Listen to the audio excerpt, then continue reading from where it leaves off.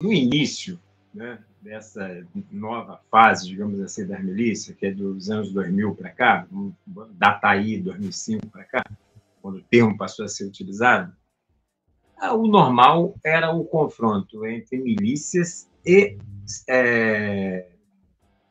organizações do tráfico, né? Isso ficou notabilizado, inclusive teve novelas aqui no Rio de Janeiro, né, mostrando essa guerra de território entre a milícia e o tráfico, né? Acontece que, com o passar do tempo, a milícia passou a se aliar com os setores do tráfico. Num primeiro momento, com uma facção menor daqui do Rio de Janeiro, uma facção com menos poderio, que é o Terceiro Comando Puro, né? A milícia, visando aumentar seus lucros, passou a alugar, né?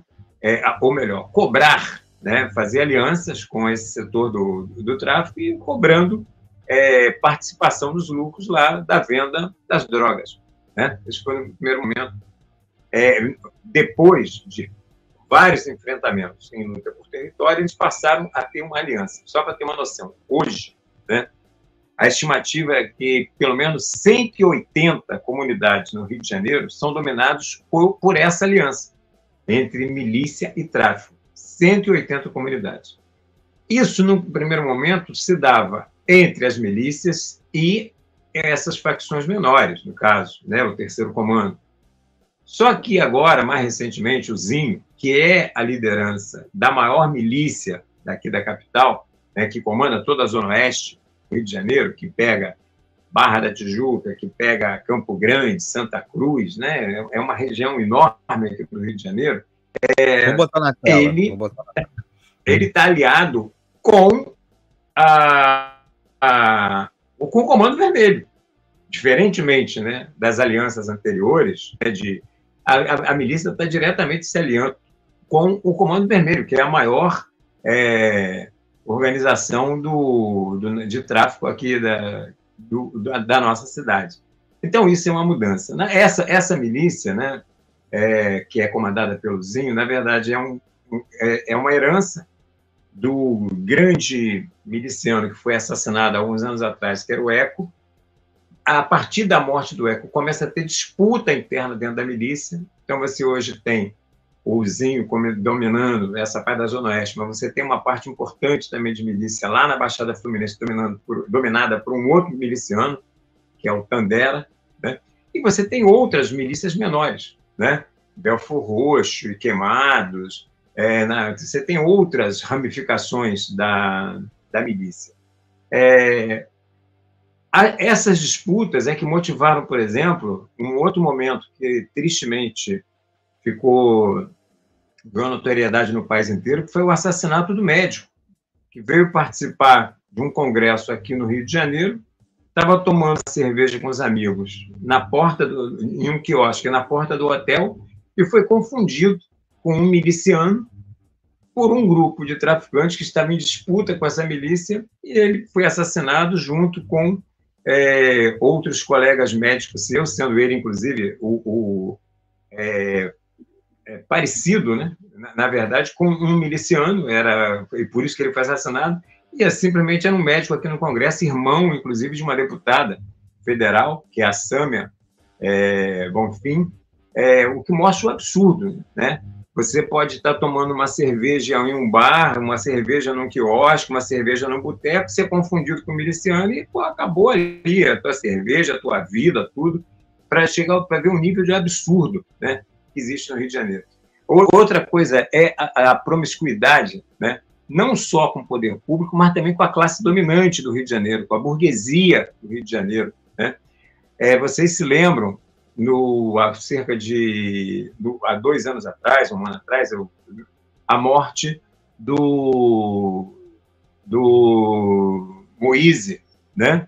Que foi um imigrante africano assassinado a pauladas num quiosque na Barra da Tijuca, que é o bairro nobre daqui do Rio de Janeiro, é o bairro dos condomínios fechados, onde mora a burguesia, é o bairro da orla mais cara, junto com o Leblon, e que os quiosques são dominados por milícias, né?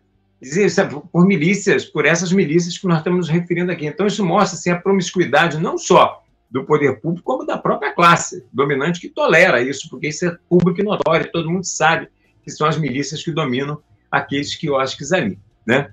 Então, essa situação toda de disputa é que leva o que mostra, né, a total, por um lado, falência, né, do ponto de vista da efetividade do poder público e, por outro lado, da conivência.